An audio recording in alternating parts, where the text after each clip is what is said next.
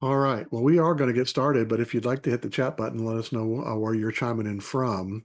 My name is Tim Cole, and I'm the Executive Director of Waypoint Church Partners, and we're glad to have you on our webinar.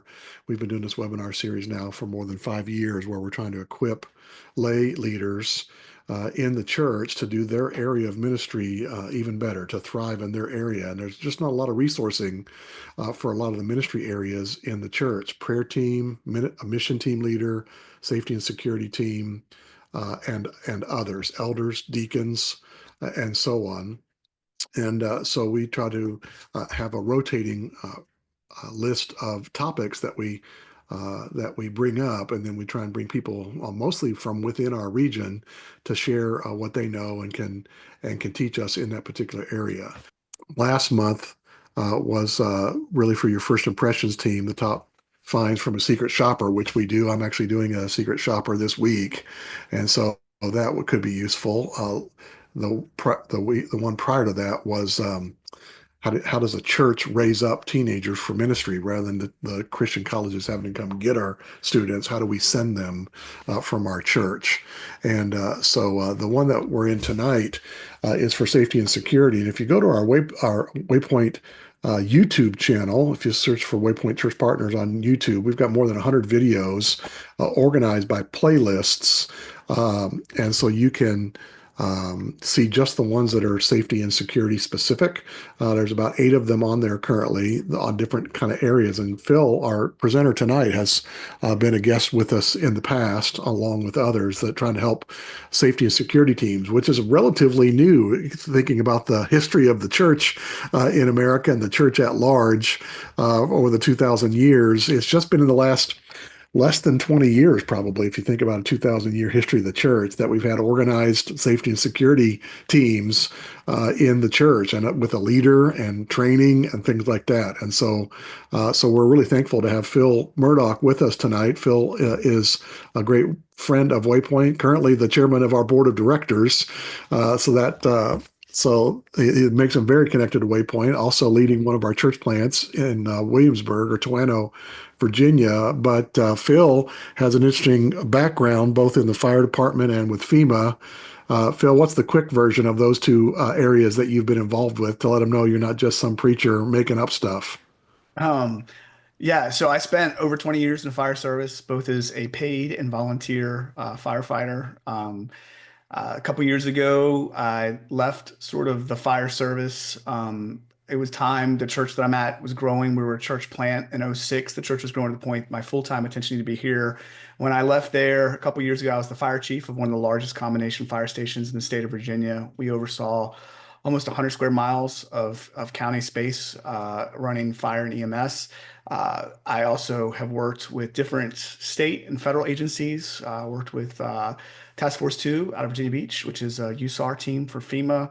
And I share with Tim, I have a book of which anybody in the fire service is going to have this, but a book of certifications in emergency management, fire. I'm licensed in the state of Virginia in emergency medicine, but I've also been in ministry for since 1994. I started as a youth minister, and then went as associate minister, and then church planner, and now I'm the preacher of a church in Toano. So I've kind of had this unique path of sort of two lanes of working in Hmm.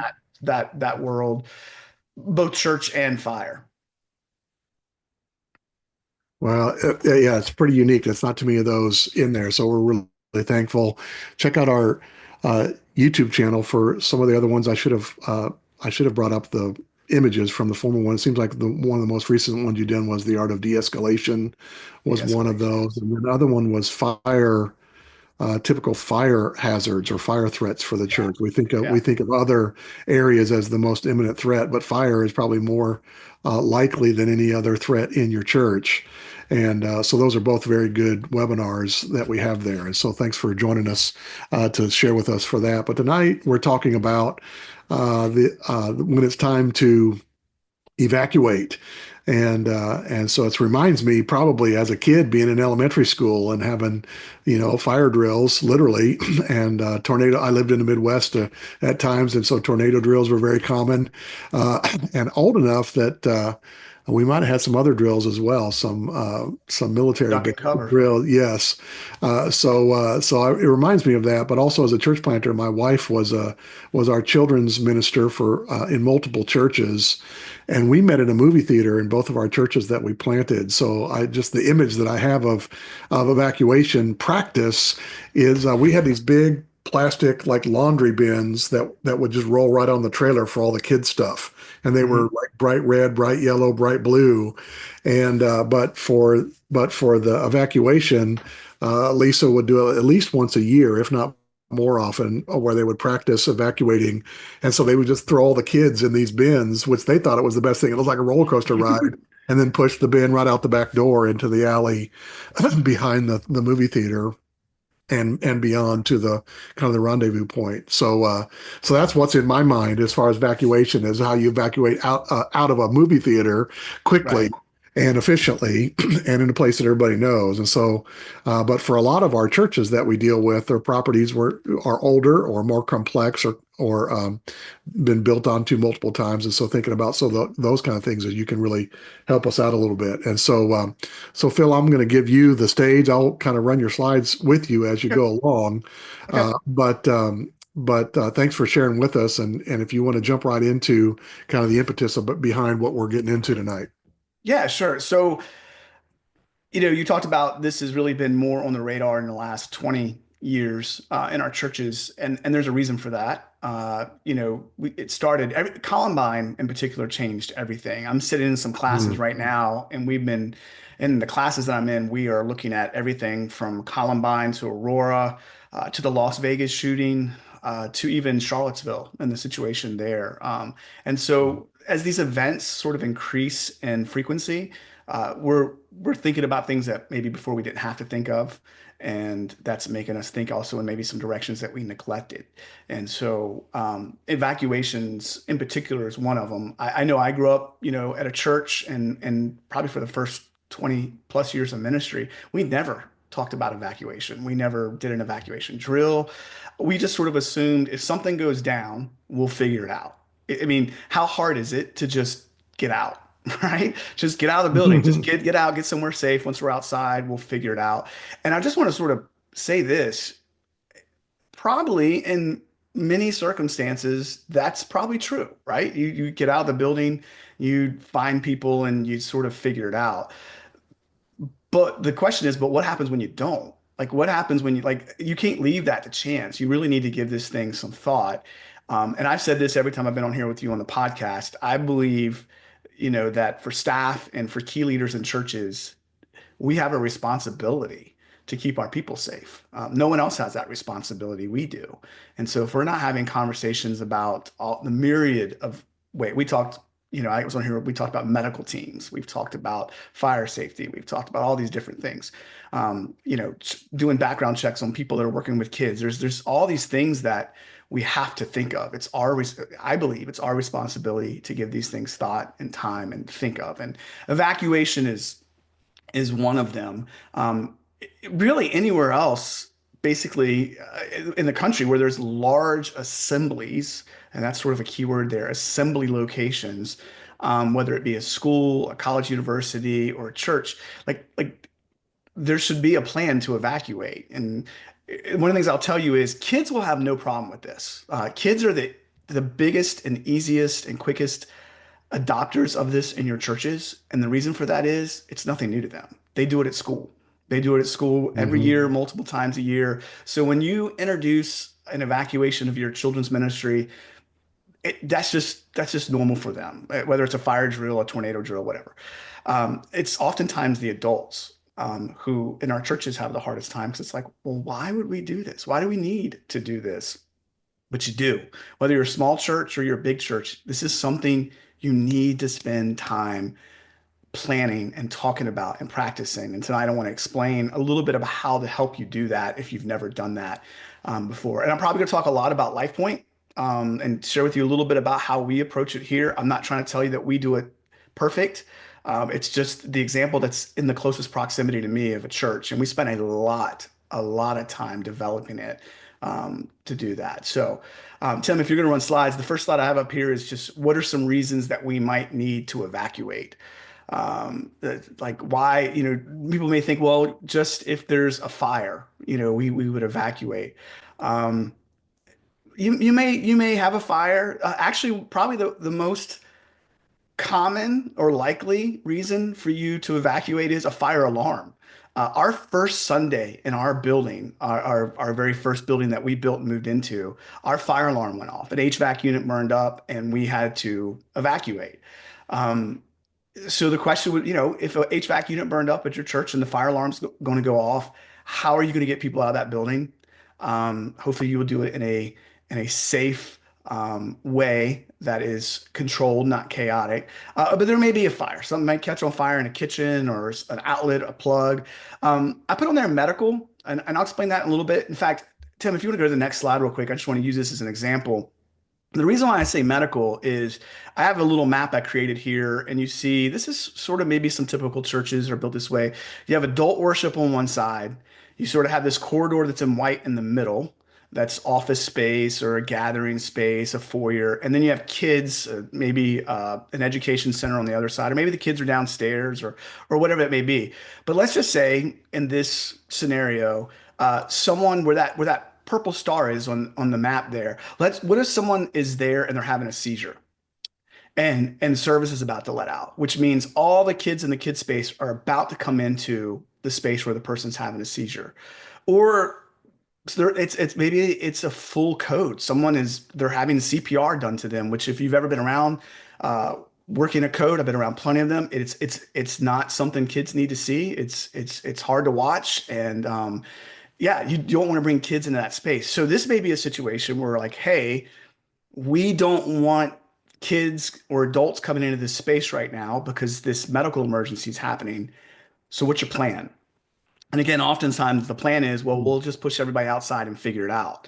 But as you'll see as we kind of go along with this, there's ramifications to that you need to really think about of just, we'll figure it out. You need to have a better plan. So if we want to go back to that, reasons to evacuate, you may have a hazmat. I've heard of churches, been to churches that evacuated for a hazmat situation, maybe a smell, a weird chemical, maybe something in the janitor's closet, some bleach, some sort of cleaning solution got spilled. I've seen where there was a creative craft that someone had, and they thought that this craft was a great idea, and it created a weird noxious fume, and they had to get out. And so there's a variety of reasons. And then the last one down there is an Asher event. Now, Asher is kind of a new term that we're using, a newer term we're using in fire, EMS, law enforcement. And Asher is just an acronym. It's just Active Shooter Hostile Event Response. So Asher, ASHER. And so this is the one everybody wants to talk about. It's the least likely to happen. You need to have a plan for it.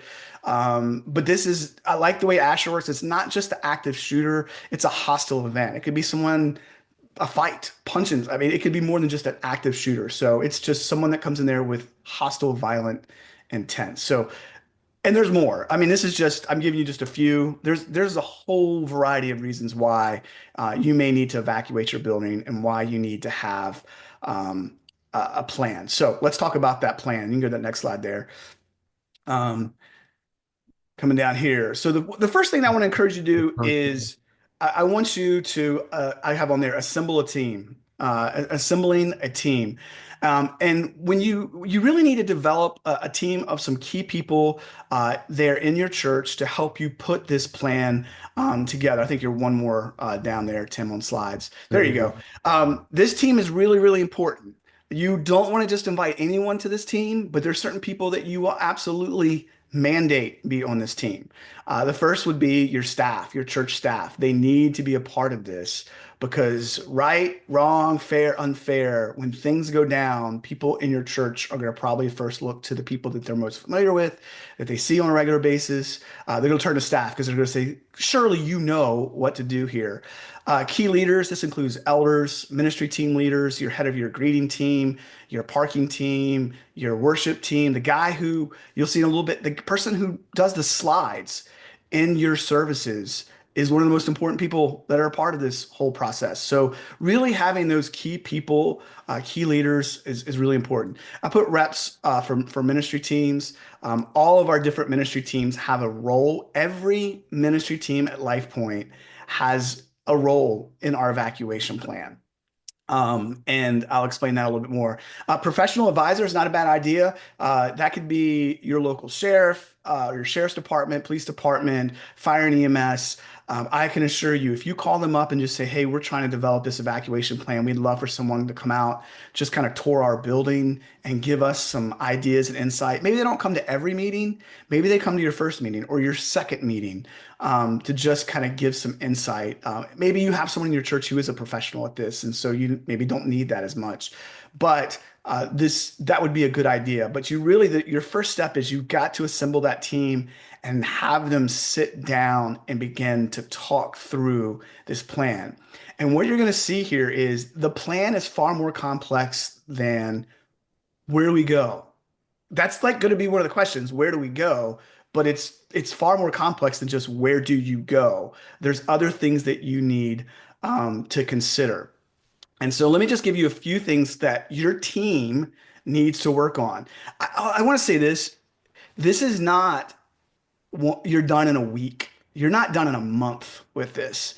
For us, this took from the time that we had our first initial team meeting to the time that we had our first full-blown evacuation drill. It was 9 months. And again, I'm going to explain more about that in a minute of why that took so long and some things we did. But it takes time. So please don't think this is something you're just going to go knock out in a couple meetings. Once you assemble your team, I have on there next, unify your language. You may or may not know this, but after 9/11, uh, there was a federal mandate. If any of you guys are on here and you were in fire, law enforcement, whatever, you had to take a class called NIMS. In fact, there were multiple classes. These are these certifications we get called NIMS, NIMS, which is the National Incident Management System. And what they found at 9/11 down at Ground Zero and at the Pentagon was that all these agencies were coming into New York City or to the Pentagon, from fire, EMS, state police, federal, you name it, they were coming in. And there was mass confusion. And the mass confusion centered around the fact that these different agencies did not use the same language for the same thing. Um, so, and I don't know if you know this or not, but actually the federal government eliminated 10 codes. We are not allowed to use 10 codes. Now, some people still do it, but 10 codes were eliminated. So 10-4, 10-20, 10-80, 10-70, those used to have, and the reason being when all of those folks came into New York or to the Pentagon, they were like, hey, we have a 1040 over here. Well, to one person that meant a bomb, to the other person that meant a broke down car. And you can see where that would cause mass confusion, when that happens. So NIMS came out, NIMS eliminated 10 codes. In fact, I'm old enough to remember this. It's early 2000s. The federal government came along and said, we will suspend all federal funding to any state, local, or federal agency if you do not fully adopt and certify in NIMS, because speaking the same language is important. And so it's the same in your church. And I say that because let's take like the room that your adult worship takes place in. There might be three or four different things that room is called. It may be called the worship room. Someone may call it the sanctuary. Someone may call it the auditorium. Some may call it the adult worship room. There's a variety of names. And if you have an emergency situation and someone is saying, go to this, you can hope they figure it out. And maybe they will. But the reality of it is everyone should call those things by the same words. When they say, hey, we have a person who's hurt in this location, everyone should know what it is. So one of the things that you're going to work on your team is we are going to agree upon the language that will be used, locations that will be used. And we did this with our building. We basically mandated, I say mandated, that's probably too strong a word. We told our staff, we sat down as a staff and decided what we were going to call each location. And then we just shared that, like all of our teams know, like this is what we call the worship room. This is what we call the gathering space. This is what we call the student center. We came up with names that were universal, that were to everyone knew, and that's the terms we use. So your kids space. Yeah, you hold each other accountable to that then Yes. as people use other ones. I Yeah. was just at a church, working with a church about a month ago, and they were building out their lower level. That it was a modern building, but they had never finished out their lower level. And I used the word basement and got corrected immediately. We don't call it the basement. We're not putting our kids in the basement. We're putting our kids in the lower level. And I'm like, all right, Lower got it. level. Yeah. I still Yeah. said base. I still said basement, but they were going through this process of everybody says the same thing for all the spaces, Right. including the lower level, and they'll know who I'm referring to if they watch this video. Yeah, and that's right. And so apart from just rooms, it's also really important on your exterior, so your parking lot. So if someone says upper parking or lower parking or back parking or front parking or whatever, Mhm. again, what you don't want to be in that moment when chaos is happening, you don't want to go, which parking lot are you talking about? It's the one over there, the one behind, oh, the one by the dumpster? Yeah, oh, the back park. And you're trying to figure out, it's not the time to be figuring that out. You should have had that figured out. So unify your language. And you can even create sort of a glossary in your plan of this is what we call these things. Really, really important. And so now, like here locally, when we have an incident that requires, let's say, state police on the scene, maybe we have a mutual aid agreement with neighboring counties and they come into our county to help us with a fire, an accident, whatever. We're all speaking the same language now. That 9/11 made that better because it put us all, we're going to use the same language, the same, there was a lot of other things they unified as well, but that was certainly one of them. So clean up the language that you're going to use. Something else you can do, very easy to do this. The next slide here is things you can just do to your building as you're preparing to implement this. Um, Fire lanes. If you don't have, chances are wherever you live requires fire lanes, and chances are there are people in your church that park in those fire lanes, or staff that parks those in those fire lanes. But marking where those fire lanes are is important. Protecting that space because again, the hope is that nothing, you'll never have to call 911, but chances are you will. Most likely it's for a medical call. That's the highest percentage emergency you can have in your church. But maybe it's for something far different, and you need to mark that. Emergency lighting on exits. Maybe your fire marshal comes once a year and does an inspection. Maybe that fire marshal hasn't been there in 72 years. But your emergency lighting, should work. Good signage. Good signage is important. I'll tell you a little thing here. Whenever you land on unifying language, making sure that your signage matches up with your unified language is really important. So if there's a sign that says, if you agreed on Hmm. worship room, that sign says worship room this way. And so that actually helps to train your people because they're going to see those signs and they're going to see what those names are. But those names have to match your unified language because if you decide in your planning team, we're going to call this, and there's a sign over the door that says something different, you just caused confusion. You didn't help the situation. You made it worse. Good signage, Yeah. uh, exit, just telling people where to go and where things are located. And then the last one here is it's one of those things you don't think of, but control the vegetation soil around your building. And the reason why I say this is this actually came from something we learned here is you don't want your people evacuating your building and moving to a preset location, a rally point is what we call it, through a muddy, mucky mire, especially if it just rained. That's going to be awful. So you need to think through that a little bit, but also control it. If a little rock in that area, if keeping an area mowed, because let's say your evacuation plans to move people from point A to point B, but in between A and B, there's grass that's waist high. You did nobody any favors. That needs to be controlled. And then also solid surface. So those are just simple things that you can do around your building. So when you're first going to assemble your team, figure out who your players are. You're going to agree on a unified language. That's going to take you a meeting to talk about that and kind of figure out what you're going to call things. Um, you're going to control things around your building, good signage, control the vegetation, the soil around the building, things like that. And one of the things you also have to think about is um, identify how you're going to alert people.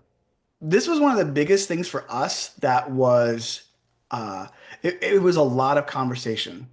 So if I ask, like, I want you to think right now, wherever you're at, what church you're at, if if you had that situation I talked about earlier, somebody having to have CPR in the lobby, how would you let people know? My guess is someone's just going to run around. someone's going to run around and just go, hey, hey, don't do this or do that. Like, how do you let your people in your different spaces know something's happening? We need to evacuate, or we need you to hold in place, or whatever that may be.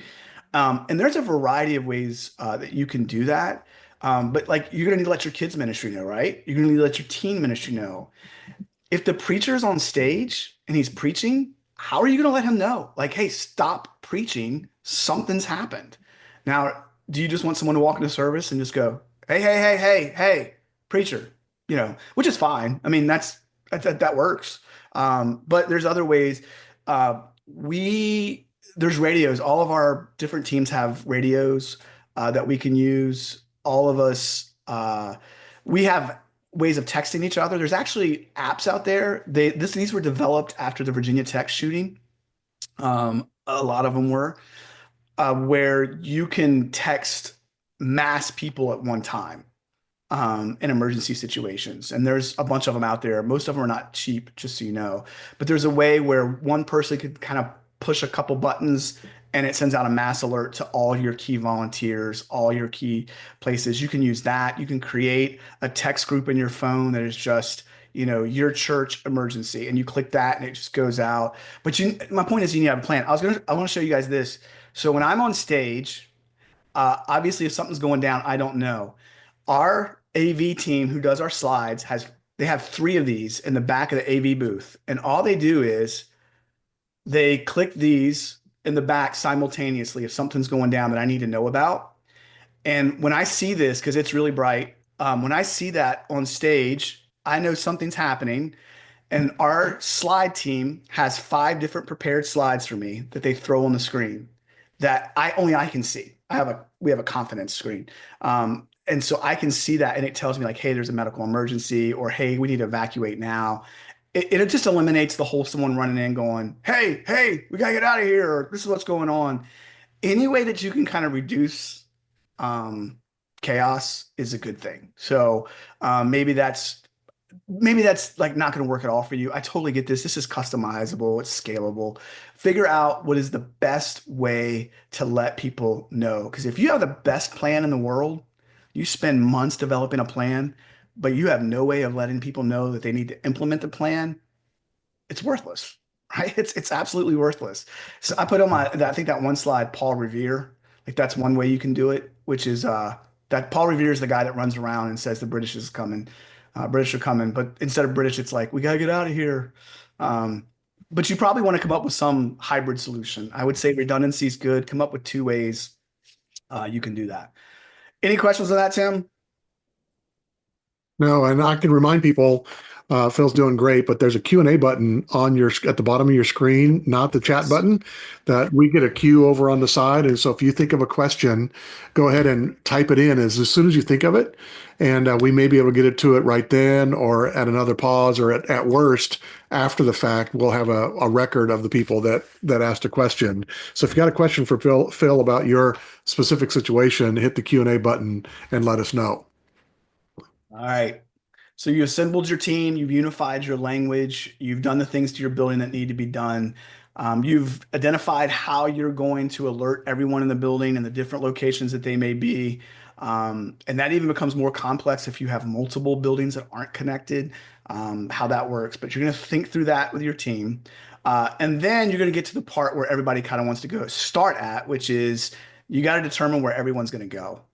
This is where you're going to decide where are people going to go. Now, where you want people to go, we refer to as rally points. Okay, so that's where people are going to go, and they're going to meet at a rally point.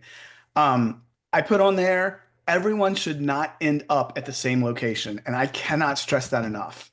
You need to separate at least a couple groups. You may need, if your church is very large, you may need 5, 6, 7 different rally point locations. Because you got people, coming out of one part of the building, another part of the building, but you really don't want them all in the same location. There's a couple reasons for that. One, there's going to be chaos. You got to remember in these incidents, emotions are high.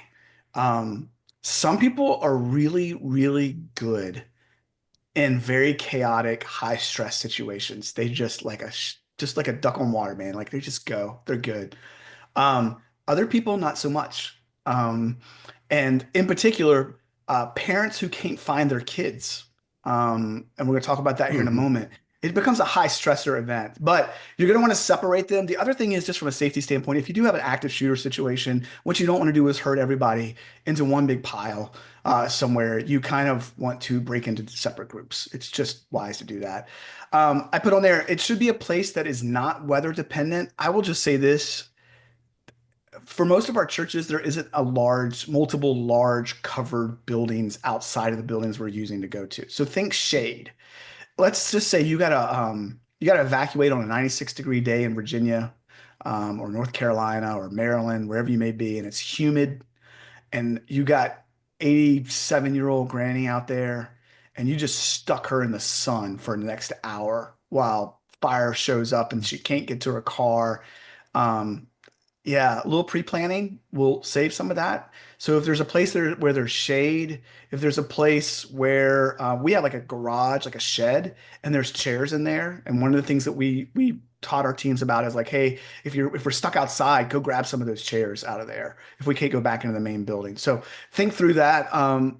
If it's raining, that's hard. But I mean, if you gotta get out of the building, you gotta get out of the building. So just again, it's not weather dependent. And then I put in there select primary and secondary locations. Um, for our children's ministry, we have sort of two different evac locations, two different rally points.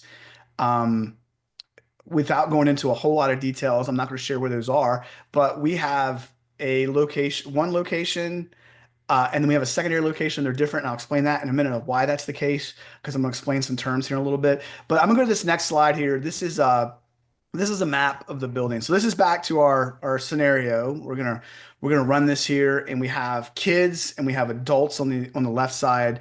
We have kids on the right side, and we have all of our offices in between. So what you're gonna do in your team that you've assembled of all of your key people, you're gonna determine where are our rally points going to be located. So in this next slide, I'm gonna give you just examples of rally points. So on the left, on the little gold star there, that is the adult worship rally point.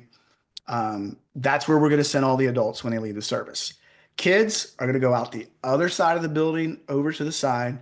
And then that purple one there in the middle, we have a third rally point, and that is for it's hard for me to break from my fire background, but I call it our command structure. It's basically the people that are going to be in charge. It's the key people that are going to be meeting fire, the EMS, the law enforcement agency that's arriving on the scene. They're sort of in charge of what's happening here.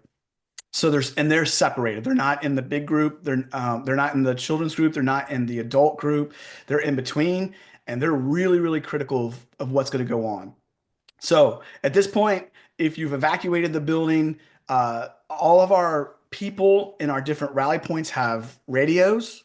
Everyone has radio. Like all of our children's ministry key people have radios. Our safety team have radios. Our greeters have radios. There's people in our worship area that have radios. So everyone's out. We know to switch to a channel and we can talk to each other. Um, I told you, I'm going to make sure I have this right. Yeah, the next slide. I told you we have we have a primary and a secondary rally point for kids ministry. Something to think about. And that is the difference between the word cover and concealment. And then some of you, again, if you have a law enforcement background or fire background, you know what I'm about to talk about. Um, Cover is when you talk about getting people behind cover, cover is something that will stop a bullet. So we have a location that's not as quick to get to necessarily, but it's a much more safer location. It's cover. It provides cover if someone's shooting that our kids will go to. But our primary is actually one that's maybe a little bit of concealment, but it's a little more open to where it's easy to get to. So if there's a medical emergency, that sort of thing. So concealment hides you, cover protects you.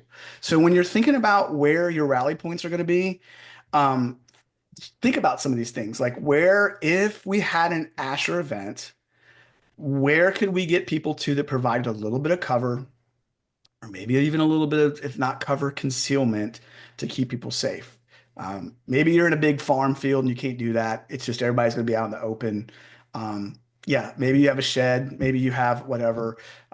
We have some different topography here that we can utilize. Maybe you have that, but just sort of think through that of what that looks like. So you've assembled your team, you unified your language, you've done things to your building, you've done all that, you've figured out where your rally points are going to be, um, and how where they're going to be located. It's going to be different for every uh, church building. It's just going to be what works for you, what's around your building. I'll stop there for a minute. If there's anybody has a question, you can throw that at me now, or Tim, if you have a Yeah, question. Brendan. Yeah, Brendan Meehan asked, are these slides going to be available? They'll be converted into a PDF, and there's a spot on our website where you go to sign up for our webinars. But below that, if you scroll down to the bottom of that screen, there's all the resources available for prior webinars that are made. So in lieu of show notes that are on the YouTube channel, they're on our website on the webinar registration page. So you'll be able to find that. So Brendan, thanks for asking that question. Yeah, and Doug asked a great question. Would you put the message on the main screen for congregation? It's a great question, Doug. We actually have two different slides. One that's for me, that shows up on my confidence monitor, which is the TV that I can see, that's facing me, that no one else can see. And then we have a separate slide that goes up. So what we generally do is once I'm alerted, and I see it, usually takes a few seconds. We've practiced this. It takes less than 10 seconds. I will stop what I'm doing. I'll go, ladies and gentlemen, I just want to make you aware. We have a medical emergency out in the lobby, and we've got some EMS folks coming in. So at this time, what we're going to do is we're going to evacuate our building. And as I'm saying that on our big screens that everyone can see, the appropriate slides hitting that screen. So I sort of have I'm pre-alerted, so that I can stop what I'm doing and kind of go in. But as soon as I start explaining what's happening, there's big screens that go up. In our building, there's TVs in the gathering space. There's TVs at the kid point, our student center check-in. There's TVs everywhere. We have the ability to throw that slide to all those spaces simultaneously. So anywhere you are in the building, it is just going to flash on the screen. But yeah, that's a great question, Doug. Again, I get pre-alerted, and within seconds, we have those slides on the screen. So you can see what I'm talking about. You can't do this in a week. This is going to take probably months of preparation. Mhm. You got to develop those slides. Which slides do you want? Which slides do you not want? Great question. And there's going to be people in your church that will love to create this plan. There's people that are thinking, man, that'll be crazy to think through all that. But there are detail-oriented people that will love to work the planning of a plan. And Yep. so find those people and they will eat it up. Absolutely. Absolutely. All right. So once you've figured out your rally points, part of what's going to be of that is assigning tasks. This is where you really need your key players in the room for assigning tasks. That's a slide on there here coming up, Tim. Here we go. And this is where we go up a little bit further. I think you're up two slides. There we There we go. go. Sorry about that. So that's all right. Every different ministry has a task. So our children's ministry, their task is to get the kids to our primary or secondary rally point. They know that. All we got to do is say, guys, this is what's happening. We practice this, we train for this, we talk about it, and they know, boom, we're getting kids out the door in an orderly fashion to where they need to go. Our student ministry, we have a middle school life group. They know where they're supposed to go. Our greeters have a very key role in this because they herd people. Here's one of the things I'll tell you, and I was going to mention this a little bit later, and I'll mention it again. But once you practice this once or twice, your people will naturally do it. And those people that aren't familiar with it will adopt a herd mentality and they will just follow where the masses begin to go. So that's the great thing about practicing it in an evacuation drill is the people that are regulars that have been there, that have done it, they know exactly where to go. People that don't know will just kind of go where everyone else is going. But our greeters are the ones who kind of come to the back room and go, ladies and gentlemen, we're going that way, to those doors. We're going out to this door or that door. Once they get outside, ladies and gentlemen, we're moving that way across the parking lot to that. And they're telling people where to go. They clear our bathrooms. They make sure there's no one in the bathroom. And this is a big one you got to think about. What are you going to do with people who are disabled? And so we have wheelchairs in certain locations, and we have some people that are of a more senior population. They just can't get out quickly. Um, and we don't want to abandon them. You know, we make sure that we train our greeters. You're going to help. Once you kind of herded people, there'll be a group doing that. But usually there's one or two people that need just a little extra help getting out the door and getting to the rally point, and our greeters. Something else I'll tell you.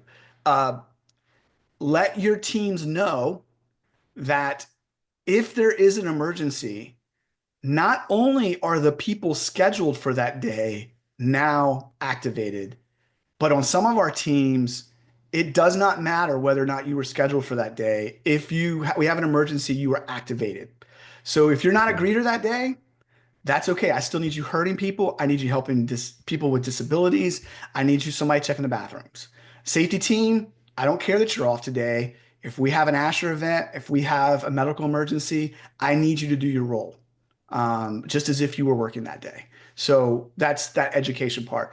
Our safety team, we don't call them security. We've talked about that before on here, why we don't do that. Our safety team, they confirm over the radio that spaces are cleared. So when we run this, I'm generally, because of my unique background, it's usually me and one of our safety guys are sort of at the command post.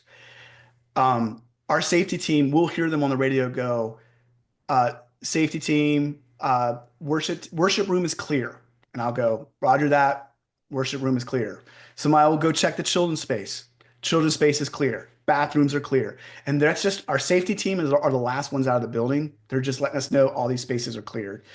Um, then once they make sure the building's clear, our safety team is then tasked to provide safety, I won't say security, for our children's ministry area because they're going to need help containing kids that are going to be there and full of energy and they don't fully understand what's going on. So they go over and they provide another layer of help to our Kid Point team. They also provide help if it's an Asher type of event. We want those people to move that way and protect our kids. So they have very clear roles. You identify the space is clear, and that's not all of them. There's not like 20 safety guys walking around checking worship rooms. 3 of them will go, I got it, I'm in. The rest of y'all go to Kid Point. It's very, people know where to go. Parking lot. This is big.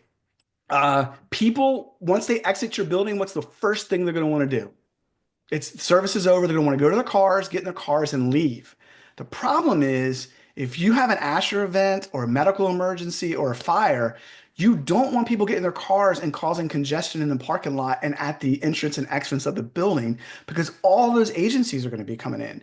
You want to freeze those vehicles in place for a period of time so that what needs to come in needs to come in. And I can tell you right now, if a call comes in that a church is on fire, or there's a cardiac arrest, or there's an Asher event, you're going to have a dozen to 2 dozen vehicles there in minutes.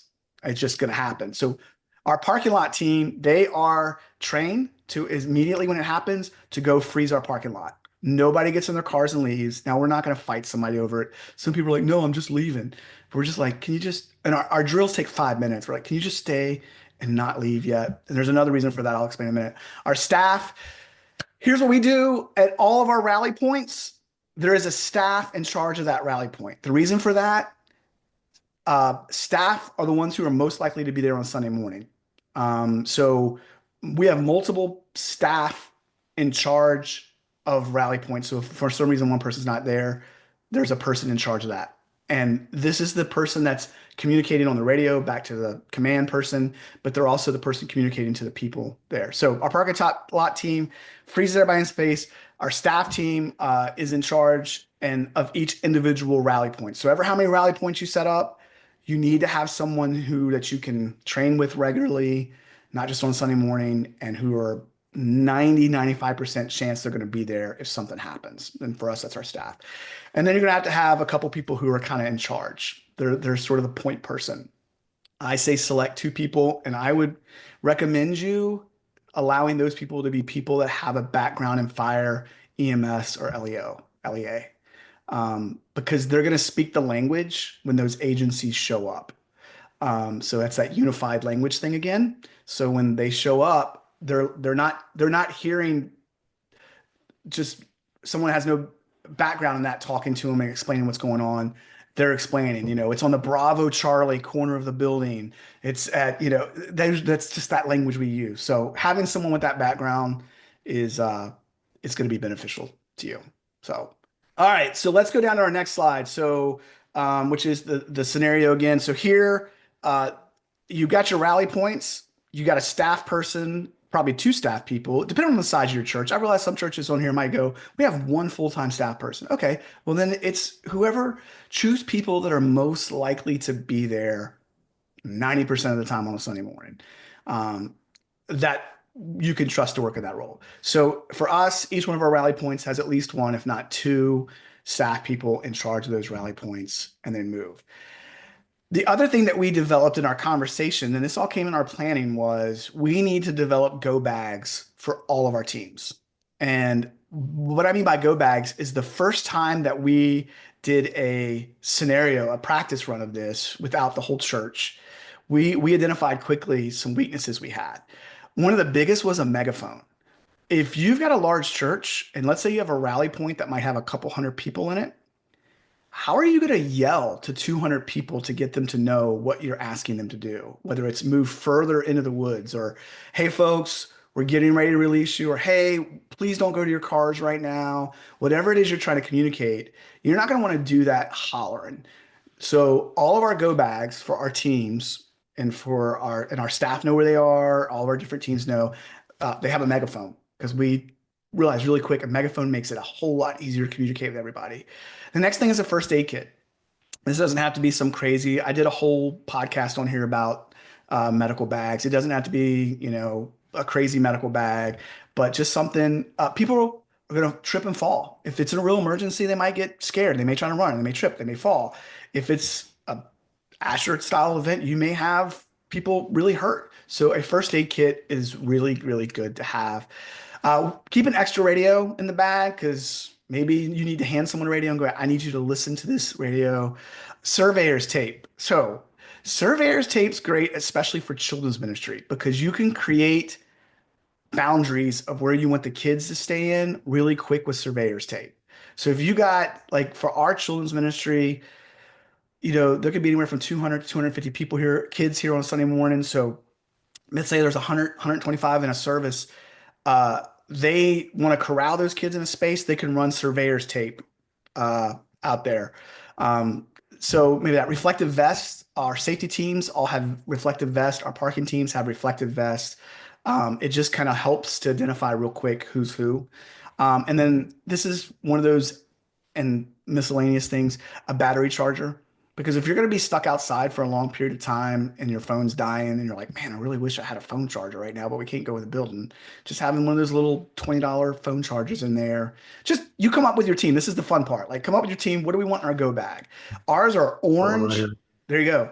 Ours are orange book bags, basically, that sit in near key exit locations, hidden. They're not like out where anyone can get to them. But our teams know if we evacuate, you grab that go bag, you go. And it just makes things easier once we get outside. I'm watching time here. So that's go We've got bags. just a few minutes. Phil, I got a couple Yep. quick questions for you. If you don't have a person with a fire background, where do you get your training on unified language that coincides with what fire and EMS is going to say? Is there a place to get to learn that language? I would say maybe talk to your local and just say, what are some key things you'd want to know if you showed up of our building and we had, it may be just even having them tour because I know where HVAC units are. Um, I'm afraid I'll cause confusion. So for instance, one of the things, again, if anyone's on here we don't refer to buildings as the right side, the left side, the back, or the front of the building. Whenever we come to a building, the front of the building is the alpha side of the building. The left side, we go clockwise. So it's the Bravo side. The back of the building is the Charlie side, and the Delta side is usually the right side if you have a four-sided building. And if it's located in the back left corner, we don't say back left corner, we say Bravo Charlie corner.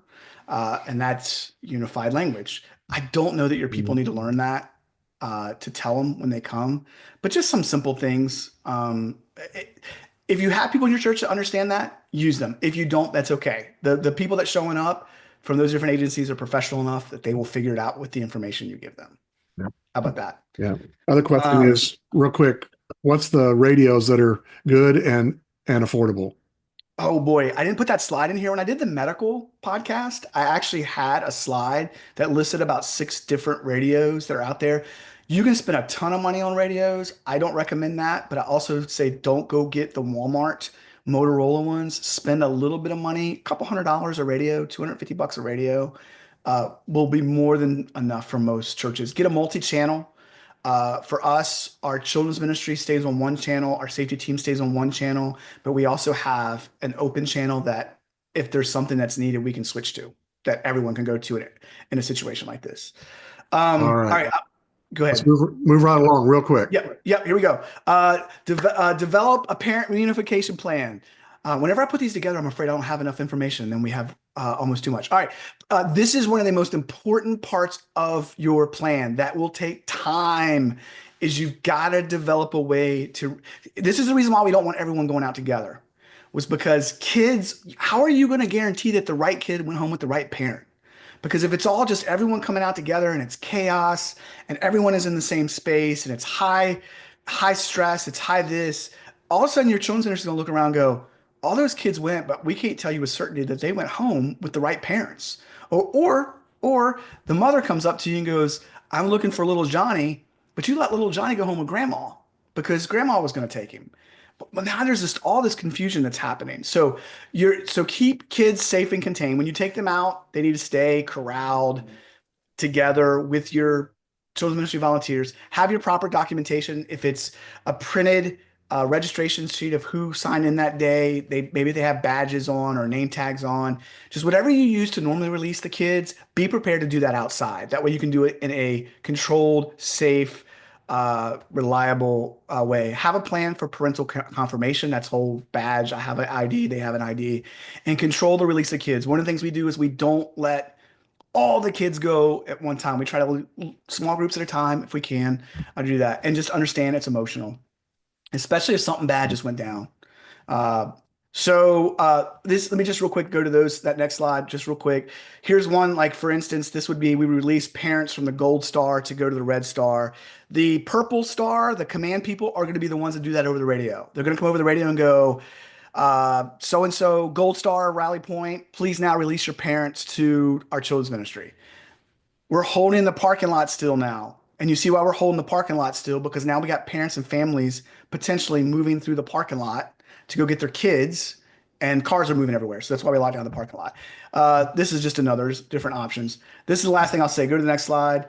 A plan without practice is just a theory. You can spend 9 months developing a good plan, and if you don't practice it, it is worthless.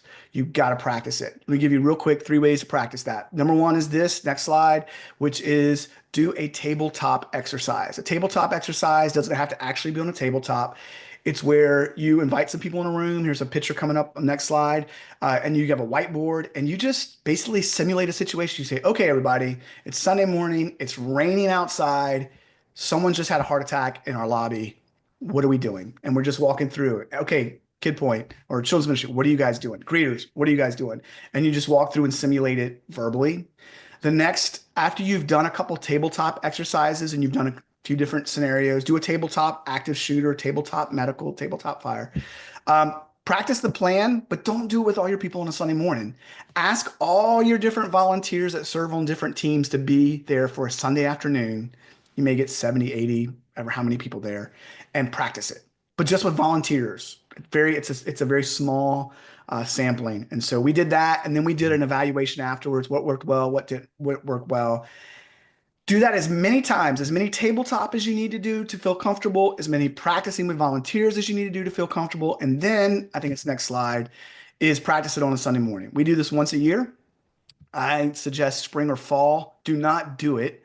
Don't do it in the dead of summer or in January. If you're going to practice it, do it in the spring or the fall when the weather is the best. If it's going to be rainy that Sunday, cancel it. I will tell you, for us, we can do an evacuation. In our church, we run around 800. We're at 3 services now, but we were with 2 services. We can do this in 5 minutes. We tell people 2 weeks prior, leading up to, we're going to do this. At the end of my sermon, I cut my current sermon short that day, so no one's going home late. You're getting out on the same time. We're just going to take some of your time for this evacuation plan. At the end of my message, I transition at the appropriate time. We have communion and everything. I say, ladies and gentlemen, this time we're going to do something we do once a year. And if you turn around, look behind you, you'll see flashing lights, and they look at it because they like to see kind of behind the wall. And they're alerting me, okay, this is what we're going to do now. Everyone move in that direction. We move everyone to the rally points. We leave them there for 1 minute. At the 1 minute mark, I release parents to go get their kids. That takes about 3 or 4 minutes.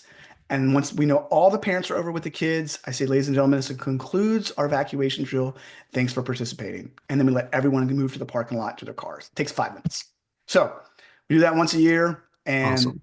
there you go. Fire hose. All right. Well, Phil, that's great information as always. And so someone asked, is that the notes for that? Well, that'll be available for people in a PDF form where you can go slide by slide. How can they contact you if they want to get more information? Yeah, just email me at philm, PHILM, at LifePoint with the E at the end, lifepointchristian.net, or reach out to Tim and Tim will give you my contact information. And I'll just say this, and depending on what my schedule is like, I'm happy to help, even do a phone call. If I'm close enough and I can drive to you and you do whatever, I'd be happy to help you out if you want that. But yeah, feel free to contact me. All right. All right. Well, folks, thanks for joining us tonight, and hopefully you can share this with other people that you know at maybe at a different church or a team at your church that needs to get better equipped and resourced to protect the flock as shepherds. Our primary role is to protect the flock, and we would hopefully these would never have to happen. I was at a church last fall where in the service there was a medical emergency. So a lady in the front row had to be carted out on an ambulance out the back through the stage area because that was the best area to get to her. Northampton, your home church, Phil. So so they had to work through their plan live, not a drill. And so you never know what's going to happen. Well, folks, thanks for joining us tonight. We hope that you not only join future webinars of ours, but you hit our YouTube channel for all the other 100+ training videos. We'd love for you to subscribe to our YouTube channel, but also recommend and forward videos to other ministry leaders in your church in those other areas. Mission team leader, elders, deacons, prayer team leaders, and so on, so that everybody can thrive in their area of ministry. So we hope next month will be for key leaders in the church, elders and deacons, on how to pastor your pastor's wife. And so be a great conversation to have next month. Otherwise, we hope you have a great evening. Phil, thanks for your input as always. And Absolutely. we'll see you on our next webinar. Have a good night. I'm John Maurice, president of Mid-Atlantic Christian University. For 77 years, Mid-Atlantic Christian University has stood the test of time, remaining faithful to Christ and His church. Today, we continue our mission of educating extraordinary Christian leaders to serve in the church and in the marketplace. No matter where you look, we need Christian leadership to help us to be the people God has called us to be. And so we want to equip leaders that can make a difference no matter where God leads them. Each individual has particular unique capabilities, and what we want to do is enable them to develop into the leaders that God desires for them to be. Our department is to try and help people to see themselves in God's story and to strengthen their ability to continue to use God and the Bible in their own ministry, whatever that may be. We have 2 brand new buildings on our campus. We have Heritage Hall, which is our academic building, which has state-of-the-art classrooms, technology, learning aids. It is a fantastic building. It is extremely important to have facilities that are going to help students facilitate learning. We also have a brand new dining facility, Alligood Commons, and the Mustang Cafe.